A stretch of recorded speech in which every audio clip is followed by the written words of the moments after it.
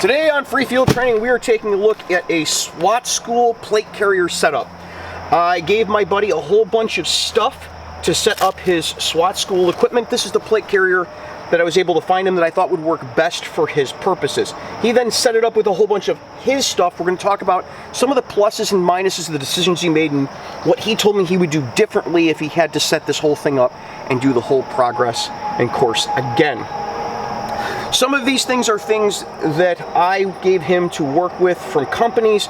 If it's one of those things, there's going to be links and coupon codes and all of that down in the description. So check that out if you have any more questions or you want to see pictures of these things without pouches and stuff all over them. So I gave him a 221B carrier. This carrier I gave him is because it gets very hot here in the summer. He's doing SWAT school in the middle of July, and I'm just getting this back from him to do a little video on.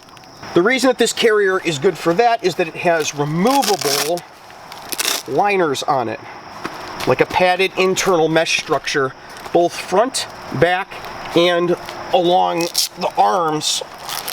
These pads, they all come out and they have like a 3D mesh material on the inside of them, and that allows you to take them out and launder them. So after a couple of days or a week of sweating in 100-degree sun with this on, it doesn't smell like sweaty 35-year-old man after you launder those. And you don't have to take the whole carrier apart and launder the whole thing and put it all together again. You can just rip those out at the end of the day, throw them in the wash, lay them out flat to dry, and then as soon as they're dry, pop them back in for the next day's activities. That's a really cool feature of this carrier. The other reason is that it's expandable.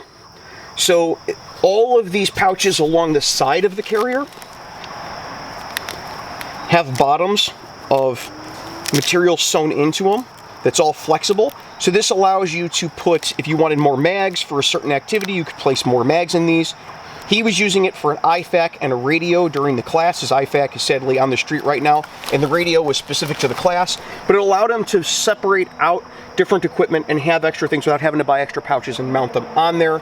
And for a school, that makes a lot of sense. I also gave him this triple placard up front to hold 3 of various types of rifle mags. They can hold AR mags, AK mags, all sorts of stuff, because they're a little oversized for AR mags, and they can clip on to the front of this carrier and then Velcro down. So as you can see, you could pop this off and make a shotgun placard or an AK placard or an FNFAL placard, and then just attach onto the front of this with Velcro and a couple of clips. And that allows this to be more flexible in the future for him, and depending on what system they're working on that day.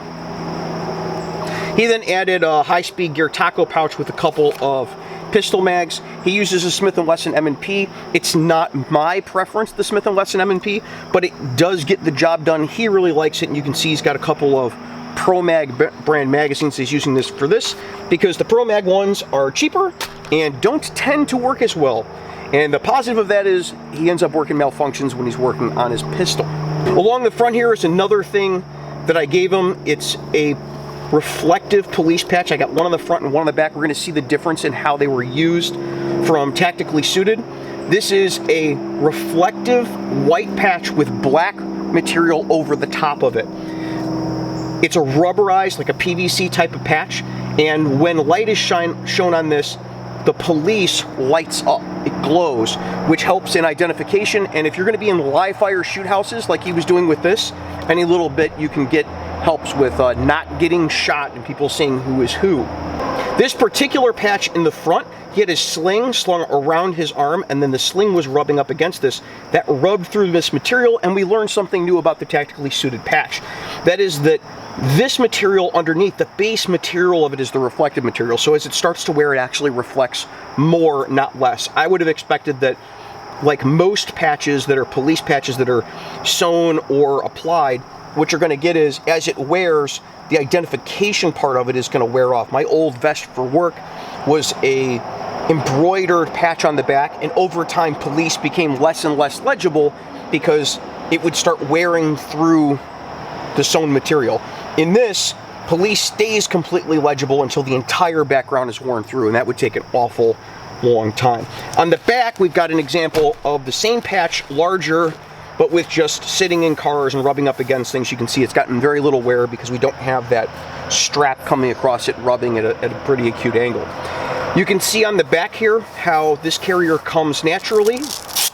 Pull these patches off so you can see It's mostly laser cut Velcro, which allows you to either slap ID patches on it or MOLLE attachments on it. So if somebody wanted to put, say, a hydration bladder on the back and they wanted to MOLLE that on, they could do that. And if they wanted to Velcro on enormous patches with an agency name, they could do that as well. There is a drag handle here that, of course, like most drag handles, should never be used as a drag handle. It's more just kind of move the carrier around, though I am a bigger fan of the whole grab the shoulder and flip it around deal. And then down here we've got a couple of pairs of gloves. We got a pair of gloves from 221B on a Night Eyes clip. And this Night Eyes clip, it allows him to lock the clip in either locked or open position so he doesn't lose the gloves or lose the clip as he's moving around.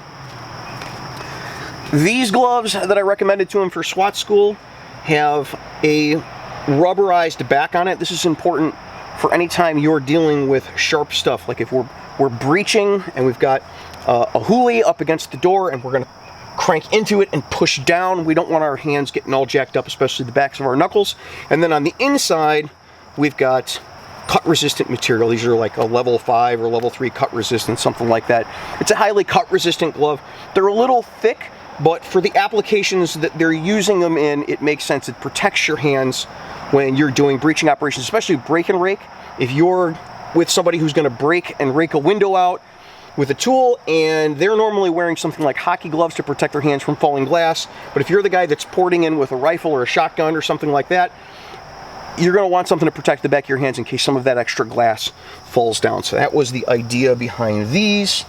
Notably on here, you can tell that he has fewer mags than most people would say that they carry around for a similar type of thing. That's because he's got, that's because he's got expanding pouches around the sides here that allow him to carry more mags if he wants to. And realistically, a lot of the things in SWAT school is a lot of sit around and wait for an evolution. So you've got time to load mags in between drills, and also a lot of this is done with simunitions and UTMs so that you can actually train force on force. So at SWAT school, most of this would be loaded down and you have just a blue UTM mag in here and then a bolt in his rifle that allows him to shoot the UTM rounds, and it won't allow him to shoot regular rifle rounds out of it, and that's a safety issue. In here we've got a pair of level 4 ceramic plates, and that was one thing he said he would change out.